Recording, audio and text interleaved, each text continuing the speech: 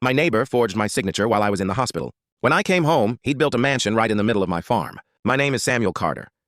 For 40 years, I woke up to the same sunrise over the same stretch of farmland my father left me.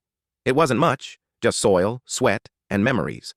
Then one spring, I had a stroke. It wasn't serious, but the doctor said I needed rest. I spent 2 months in the hospital, thinking about how much I missed the sound of my tractor and the smell of the earth after rain. When I came home, everything looked the same, except my neighbor, Ethan Moore, seemed a little too cheerful to see me. "Glad to have you back, Sam," he said, slapping my back a little too hard. "Don't worry about your farm. I've been keeping an eye on things." I didn't think much of it. Ethan had always been friendly, loud, proud, and greedy for success, but friendly.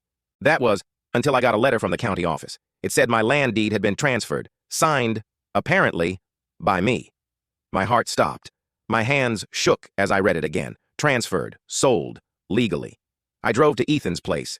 He was out front, laughing with the construction crew. A half-built mansion stood right where my wheat used to grow. I yelled, "Ethan, what the hell is this?" He smirked. "Paperwork, Sam. Looks like you sold it while you were sick. You must have forgotten." He leaned close and whispered, "Face it. Old men shouldn't own land they can't work anymore." Then he turned and walked away. I stood there, silent, furious. But I didn't scream. My father once told me, "Son, never fight a snake by rolling in the dirt. Wait for it to crawl into its own trap." So that's what I did. I called my old friend, Mr. Jennings, my lawyer from back in the day. We went through my old property files. That's when we found something Ethan hadn't noticed. A hidden clause from the 1970s. The land sat over a protected underground spring, a federal environmental zone. That meant one thing. No private property could be built on it. Ethan's mansion, his dream project, everything, was standing on federally protected land.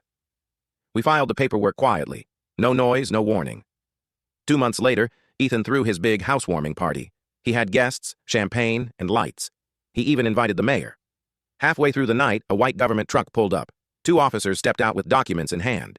"Mr. Moore," one said, "you're in violation of federal land use laws. This property lies on protected ground. You're ordered to vacate immediately." Ethan's smile vanished. He looked at me across the fence. I raised my cup of coffee and nodded. He screamed, "You did this!" I said softly. "No, Ethan. You did. You just built your house on the wrong foundation."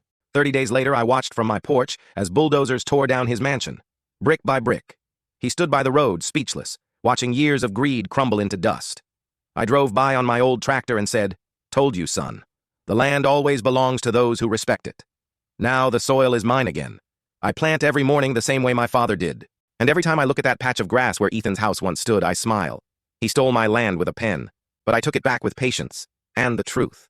You can build a house on lies, but you can't build a life on them.